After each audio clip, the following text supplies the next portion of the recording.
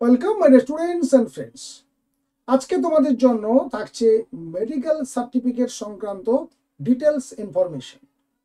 তোমরা প্রত্যেকেই জানো যে কাউন্সেলিং প্রক্রিয়া শুরু হয়ে গেলে যে ডকুমেন্টগুলো তোমাদের লাগবে, কাউন্সেলিংয়ে যখন তোমরা চয়েস ফিলিং করবে, তারপর যখন সিট অ্যালটমেন্ট হয়ে যাবে, তখন একটার পর একটা ডকুমেন্ট তোমাদেরকে ওখানে সাবমিট করতে হবে।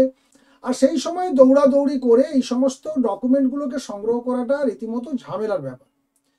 যদিও ডকুমেন্টটা এই মেডিকেল সার্টিফিকেটটা তোমাকে তখনই সংগ্রহ করতে হবে, কিন্তু এখন থেকে তুমি যদি এই মেডিকেল সার্টিফিকেটটি কি কি ডাটাগুলো তোমাকে সংগ্রহ করতে হবে, কোথা থেকে সংগ্রহ করতে হবে, এই বিষয়গুলি যদি তুমি এখন থেকে জেনে রাখো, তাহলে তখন তোমার কাছে ব্যাপারটা অনেকটা সহজ হয়ে যাবে। তোমরা খুব তাড়াতাড়ি এই সার্টিফিকেটটাকে কালেক্ট করতে পারো।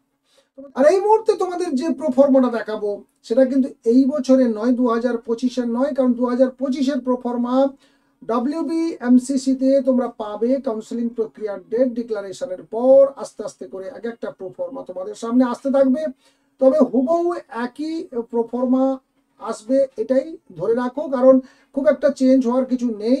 আর যদি চেঞ্জ হয়, একটা দুটো হয়তো নমিনাল কোনো ইনফরমেশন অ্যাড হবে কি ওখান থেকে রিমুভ হয়ে যাবে, সেটুকু তোমরা নিশ্চয়ই করে নিতে পারবে।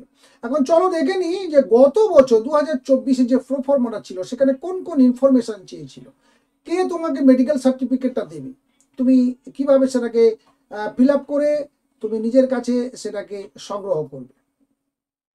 এই মুহূর্তে দেখো যে প্রোফর্মাটা তোমরা দেখতে পাচ্ছ, এই প্রোফর্মাটা হচ্ছে তোমাদের medical certificate NEET UG 2024 qualified ক্যান্ডিডেটদের জন্য। তাহলে তোমাদেরও এইখানে একই রকম ভাবে 2025 লেখা থাকবে। সেখানে দেখো কোন কোন ইনফরমেশনগুলো লাগছে, তোমরা পারলে স্ক্রিনশট নিয়ে নাও। এই ইনফরমেশনগুলোকে ওখানে লাগবে, তাই সেইভাবে মানসিক প্রিপারেশন রাখো এবং কিভাবে এটাকে ফিল আপ করবে, কার কাছ থেকে করবে, সেটাও এখন থেকে তোমরা প্রস্তুত রেখো। দেখো রোল নাম্বারটা লাগবে, তোমাদের নিটের যে এক্সাম দিয়েছিলে অ্যাপ্লিকেশন নাম্বারটাও লাগবে, অ্যাপ্লিকেশন ফর্ম নাম্বার। আর দেন দেখো লেখা আছে NEET UG 2025 combined merit rank.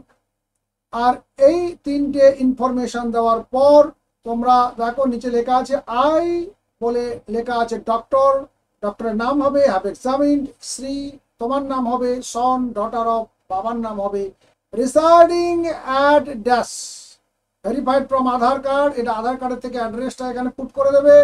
তারপর দেখো কোন কোন ইনফরমেশন তোমাকে দিতে হচ্ছে, এটা মেডিকেল এবং ডেন্টাল ডিগ্রির জন্য, বা যারা এই ডেন্টাল বা MBBS এ পড়াশোনা করবে তাদের জন্য। পার্সোনাল মার্ক অফ আইডেন্টিফিকেশন যদি কিছু থাকে শরীরে সেটা দিতে হবে। অ্যাপারেন্ট এজ কত বছর বয়স, any history of pulmonary tuberculosis yes or no, chest measurement একটা রেখেছে নর্মাল, একবার ফুল দম নিয়ে একবার দম ছেড়ে, height weight BMI, eyesight right I left side দুটো আইডি বা তোমাদের দৃষ্টিশক্তিটা এখানে লিখে দিতে হবে। কালার ব্লাইন্ডনেস কোনো রয়েছে কিনা সেটাও লিখে দিতে হবে। ইমিউনাইজেশন যে স্ট্যাটাস, অর্থাৎ আমাদের যে টিকাগুলো নেওয়া হয় সেই টিকাগুলো ঠিকঠাকভাবে নেওয়া হয়েছে কিনা, ন্যাশনাল ইমিউনাইজেশন শিডিউল মেনে সবকটা টিকা নেওয়া আছে কিনা তার ইনফরমেশনও দিতে হবে।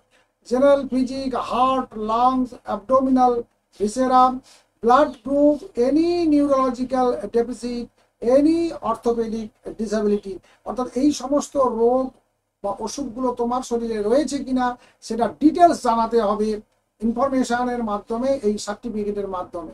এবং তারপরেই দেখো রয়েছে I consider the above candidate fit or unfit, যদি তুমি ফিট হও তো ফিট, আনফিট লিখলে তাহলে তোমার অ্যাডমিশন হয়তো তখন জলে চলে যাবে।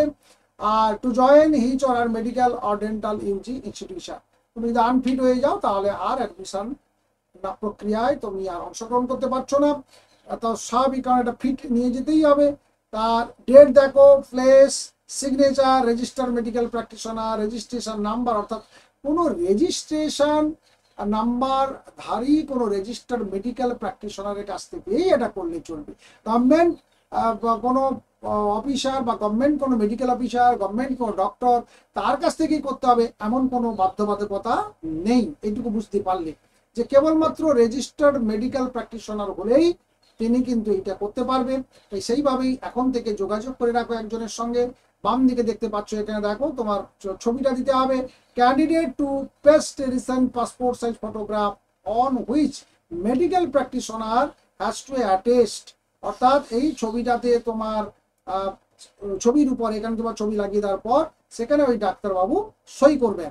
Council of registration, contact number, এটা ডক্টর ইনফরমেশন ডান দিকে যেটা রয়েছে এটা দিতে হবে। দিলেই নিচে দেখো সিল রয়েছে, তা এই সিলটা দিয়ে দিলেই তোমাদের মেডিকেল সার্টিফিকেট কমপ্লিট। আশা করি তোমাদের এই মেডিকেল সার্টিফিকেটের যে একটা চিন্তা যে কোথা থেকে করব, কোনো গভর্নমেন্ট ডক্টরের কাছ থেকে করতে হবে কিনা, সেই সব নিয়ে যে একটা ধোঁয়াশা ছিল কিংবা চিন্তা ছিল, আশা করি কেটে গেল। তোমরা তোমাদের খুব কাছাকাছি পরিচিত যে কোনো রেজিস্টার্ড মেডিকেল প্র্যাকটিশনারের সঙ্গে একটু যোগাযোগ রেখো এবং সম্ভব হলে এইটা গত বছর 2024-এর এই সার্টিফিকেট একটু ডাউনলোড করে রেখে ডাউনলোডটা করে নাও, করে নিয়ে তোমরা সেটাতে ডাটাগুলোকে এন্ট্রি করিয়ে এখন থেকে রাখো এবং ওনার সঙ্গে কথা বলে রাখো যে এক নিউ ফর্মটা এসে গেলেই একেবারে WBMCC কাউন্সিলের তরফ থেকে দেখে নাও। একবার এই নিচের দিকে নামলেই দেখতে পাবে এই জায়গাটা দেখো, medical certificate proforma, EWS memorandum, PWD verification, new dates, bond format, তারা ডোমিসাইল প্রোফর্মা, সব কিছু এইখানে আস্তে আস্তে করে ওয়েবসাইটে আপলোড হতে থাকবে। আর যখনই আপলোড হবে তখন তোমরা আস্তে করে এইখান থেকে ডাউনলোড করে নিয়ে ডাটাগুলোকে বসিয়ে নিয়ে সেই ডাক্তারবাবুর কাছে গিয়ে সিল এবং সিগনেচারটা করিয়ে আনবে, তাহলেই কমপ্লিট হয়ে গেল। আশা করি এই আপডেটটি তোমাদের নিশ্চয়ই উপকারে লাগবে, তাই অবশ্যই ভিডিওটিতে লাইক করতে ভুলবে না। আর যারা বন্ধুদের কাছে, যারা আমাদের এই ভিডিওটি বা এই ইনফরমেশনটি এখনো পর্যন্ত পায়নি, তোমার যে সমস্ত বন্ধুরা, কাছের বন্ধুরা, তাদের কাছে অবশ্যই শেয়ার করতে ভুলবে না। আর যারা নতুন তারা চ্যানেলটিকে সাবস্ক্রাইব করে রাখুন পরবর্তী ইনফরমেশনগুলো আপ টু ডেট অবস্থায় পাওয়ার জন্য। ভালো থাকবে, সুস্থ থাকবে, দেখা হচ্ছে নেক্সট ভিডিওতে। Thank you.